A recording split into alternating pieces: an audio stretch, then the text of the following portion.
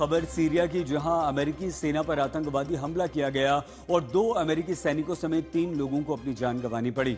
जाहिर सी बात है, अमेरिका इस हमले का मुंह तोड़ जवाब देगा। आईएसआईएस के संपूर्ण सफाई की तैयारी में अमेरिका जुट गया है। और इसके अलावा दूसरी महत्वपूर्ण खबर यह है कि रूस और यूक्रेन के युद्ध की, जहां से हर रात तबाही की तस्वीरें आ रही हैं। रूस ने एक के बाद एक कई ड्रोन हमले यूक्रेन के अलग अलग शहरों पर किए, उसे भारी नुकसान झेलना पड़ा। इस बीच खबर यह भी आई कि ज़ेलेंस्की ने नेटो में शामिल होने पर अपनी सहमति से अपने कदम पीछे खींचते हुए ना कर दिया है। तो शुरुआत आइए करते हैं सीरिया में हुए हमले से। सीरिया में आइसिस ने फिर मचाया कोहराम। हमले में 2 अमेरिकी सैनिकों समेत 3 ने गंवाई जान। गुस्से में अमेरिका, ट्रंप ने कहा मुंह तोड़ जवाब देंगे। सीरिया के आसमान में उड़ान भर रहे ये F-18 super hornet fighter jet किसी आम सैन्य अभ्यास का हिस्सा नहीं है। इनका शोर अमेरिका के उस गुस्से का इजहार है जो उसके 2 सैनिकों और एक नागरिक को खोने के बाद से लगातार बढ़ता ही जा रहा है। सीरिया के शहर पलमायरा में शनिवार को आइसिस के एक आतंकी ने अमेरिकी सैनिकों पर हमला किया। हमले में 2 अमेरिकी सैनिक और 1 अमेरिकी नागरिक की मौत हो गई।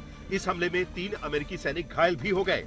ये हमला उस वक्त हुआ जब अमेरिकी सैनिक आइसिस के खिलाफ चल रहे आतंकवाद विरोधी ऑपरेशन की एक मीटिंग में शिरकत कर रहे थे। हमला होते ही हड़कंप मच गया। हालांकि हमलावर को सीरियाई बलों ने फौरन मौत के घाट उतार दिया। हमले की खबर मिलते ही अमेरिकी सेना के आला अफसर हरकत में आ गए और फौरन कई जंगी जहाजों को सीरिया के लिए रवाना कर दिया गया। इस हमले में सीरिया के कई सैनिक भी घायल हुए हैं। सभी घायलों को हेलीकॉप्टर के जरिए अल तनफ में बने अमेरिकी सैन्य अड्डे पर ले जाया गया। शुरुआती जांच में पता चला है कि हमलावर सीरिया के ही सुरक्षा बलों से जुड़ा हुआ था, लेकिन उसकी सोच आइसिस की तरफ झुकाव वाली थी। इस हमले के बाद से अमेरिका बेहद गुस्से में है। ट्रंप ने इस हमले का मुंह तोड़ जवाब देने का ऐलान किया है। खुद सीरिया इस हमले से पूरी तरह हिल गया है। अमेरिकी फौज पर हमले का नतीजा कई मोर्चों पर भुगतना पड़ सकता है। फिलहाल अमेरिका के गुस्से को देखते हुए ताबड़तोड़ एक्शन शुरू हो गया है। पलमायरा में अमेरिकी और सीरियाई सैनिकों पर गोलीबारी के सिलसिले में फिलहाल 5 संदिग्ध लोगों को गिरफ्तार किया गया है।